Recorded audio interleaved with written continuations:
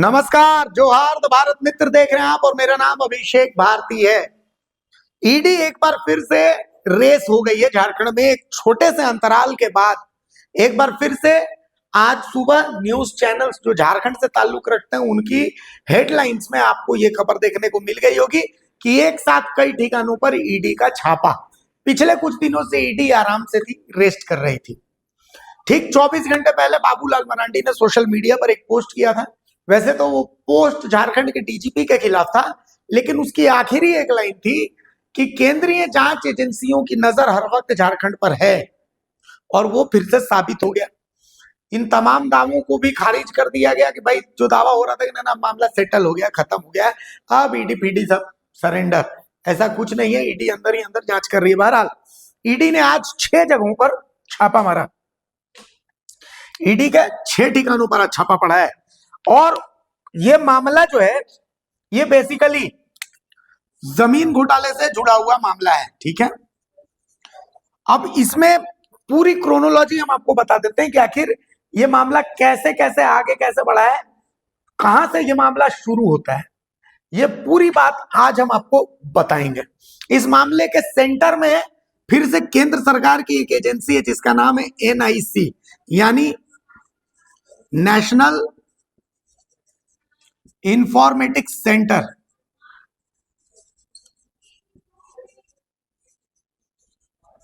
अब ये national informatics centre क्या है ये मैं आपको बता देता हूं।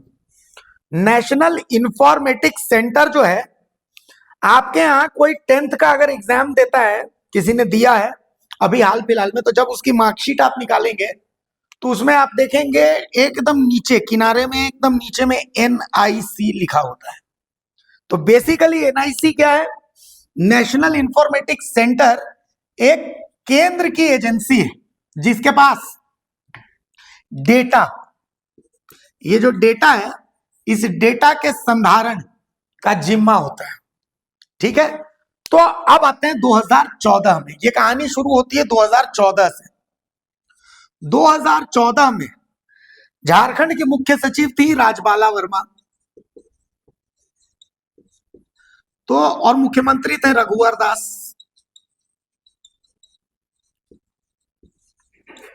तो रघुवर दास और राजबाला वर्मा ने क्या किया कि ये तय हुआ कि जमीन का जितना डेटा है उस डेटा को ऑनलाइन किया जाएगा। मतलब जो आप रजिस्टर टू और ये सब कहते हैं ना, तो बेसिकली वो जमीन के डेटा को ऑनलाइन किया गया। जमीन का डेटा ऑनलाइन करने का मतलब पहले कागजों में जो लिखा होता था कि अभिषेक भारती की ये जमीन फलाना इतना एकड़, इस खाता इस प्लॉट में इतना इतना इतना, तो वो अब आप ऑनलाइन जब जाते हैं झार भूमि में जाते हैं और ऑनलाइन करते हैं, चेक करते हैं ना, तो उसी को कहते हैं कि वो जमीन को ऑनलाइन कर दिया गया। अब 2014 में जब इस जमीन को ऑनलाइन किया गया तो ये डेटा था, मान लिया।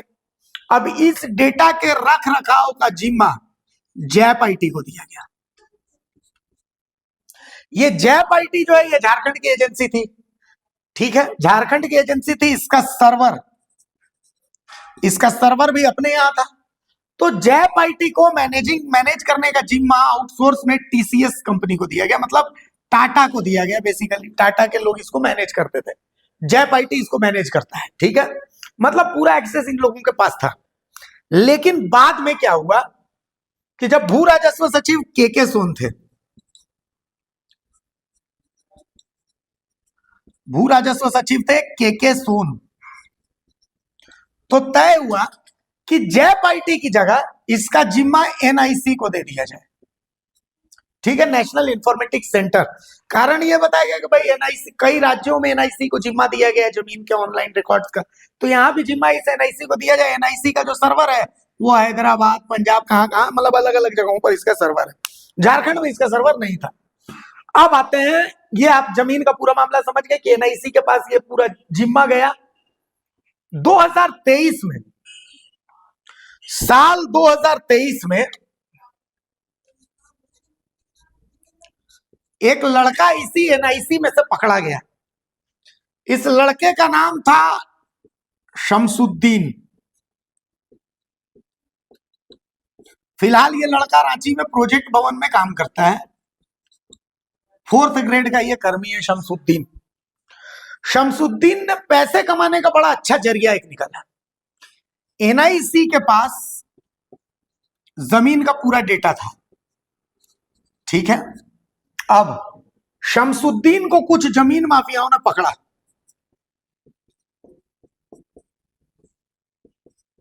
कौन से जमीन माफिया थे? कमलेश, यही जो जेल में है कहा के चामा के जमीन के मामले में कमलेश। एक और जमीन माफिया था शाहरुख। ये लोग सब साथ मिलकर के काम करते। तो और भी कई लोग थे जिनके यहां भी छापा पड़े हैं। क्यों छापा पड़ा ये मैं आपको पूरा बात बताऊंगा अभी। तो ये शमसुद्दीन क्या करता था?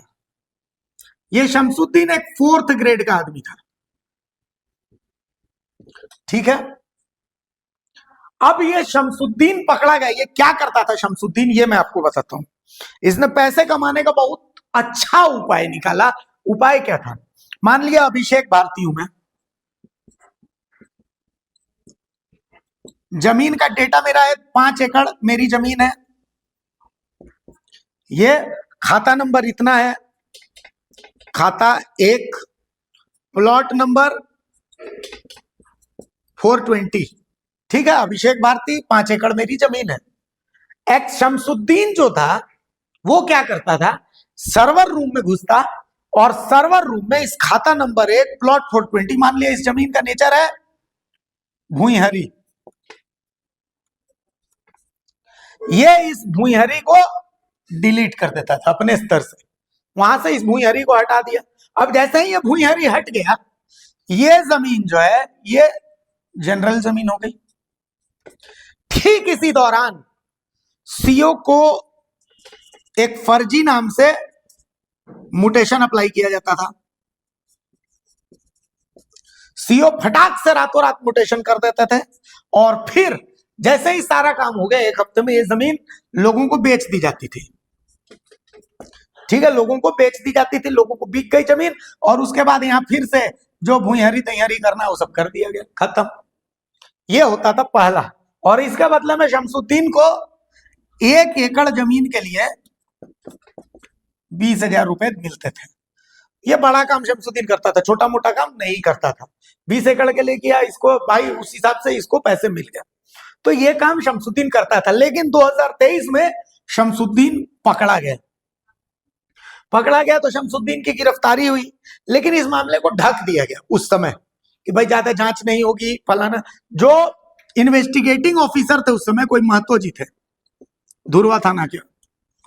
ये महतो जी ने अपनी जांच जो तैयार की, ये जांच रिपोर्ट में बाकायदा लिखा गया कि शमसुद्दीन जो ये काम करता था, चूंकि शमसुद्दीन एक 4th ग्रेड का आदमी है, शमसुद्दीन की औकात नहीं है कि वो इसका डेटा के साथ छेड़छाड़ कर सके, इतनी बुद्धि नहीं है उसको। इसके लिए प्रॉपर कोडिंग की जरूरत पड़ेगी, प्रॉपर एक्सेस की जरूरत पड़ेगी, हर चीज की जरूरत पड़ेगी। आखिर वो किसका एक्सेस यूज करता था? शमसुद्दीन जैसे आदमी के पास तो एक्सेस हो नहीं सकता था, एक्सेस तो किसी बड़े अधिकारी का ही होगा, ठीक है। क्योंकि ये जो एनआईसी का डेटा है, इस एनआईसी के डेटा में सीओ भी छेड़छाड़ नहीं कर सकते थे। सीओ के पास एक्सेस होता था, लेकिन सीओ के एक्सेस के बाद एनआईसी का भी एक्सेस चाहिए होगा, तब डेटा में छेड़छाड़ होता था। तो भाई शमसुद्दीन को कौन सा आदमी था जो मदद करता था? तो उस समय एनआईसी में उस समय का पता नहीं, लेकिन कहा गया कि कोई राहुल नाम का शख्स था। अब ये राहुल कौन था, क्या था, इसकी जांच नहीं हुई आगे। लेकिन वो जांच रिपोर्ट में, इन्वेस्टिगेटिंग ऑफिसर की जांच रिपोर्ट में लिखा गया है कि भाई किसी 3rd पर्सन, किसी बड़े अधिकारी या इंटरनल जो कोई है, उसके सहयोग के बगैर ये छेड़छाड़ संभव ही नहीं। बहरहाल अब हुआ क्या कि शमसुद्दीन पकड़ा गया, लेकिन मामला जो है उसको ठंडे बस्ते में डाल दिया गया। इसकी कोई जांच नहीं, बिल्कुल मामले को खत्म कर दिया गया। शमसुद्दीन की बेल हो गई, शमसुद्दीन को एनआईसी से ट्रांसफर कर दिया गया। शमसुद्दीन जो है उसकी तैनाती प्रोजेक्ट भवन में कर दी गई, भाई अब आप प्रोजेक्ट में काम करिए। मामला आया गया होगा 2024 में। बात है यहां ईडी की एंट्री होती है। ईडी जो है कांके में चामा है, यहां की जमीन की जांच करती है। चामा की जब जमीन की जांच करती है तो जांच करते करते वो जय कुमार राम, जो सीओ है उन तक पहुंचती है। कमलेश जो कांके रिजॉर्ट का मालिक है और जो बेसिक चामा की जमीन पर दावा कर रहा था उस तक पहुंचती है। और ईडी पहुंचती है, एक शाहरुख नाम का एक शख्स था उस तक पहुंचती है। और कांके अंचल में ही एक ऑपरेटर है प्रवीण, उस तक पहुंचती है। इसमें अब जयकुमार राम तो हमारे बीच नहीं है, उनका निधन हो चुका है, तो एक बहुत महत्वपूर्ण कड़ी तो खत्म हो जाती है। लेकिन जयकुमार राम को ईडी कलर हैंडेड पकड़ती है। कलर हैंडेड पकड़ती है कांके अंचल से, और फिर जयकुमार राम को लेकर के ईडी एनआईसी पहुंचती है कि भाई यहां एनआईसी से कैसे खिलवाड़ होता है। ईडी के सामने जयकुमार राम पूरा मामला भी बताते हैं कि भाई इस तरीके से छेड़छाड़ होती, तमाम चीजें उन्होंने कबूल कर लिया कि ठीक है ये होता है, सब चीजें ईडी को पता चल गई। लेकिन फिर ईडी को यह पता चला कि भाई इसमें जो है इनकी खुद की एजेंसी एनआईसी जो है वो सवालों के घेरे में आ रही है, क्योंकि सारा खेल तो इसी एनआईसी से, नेशनल इंफॉर्मेटिक्स सेंटर से हो रहा था।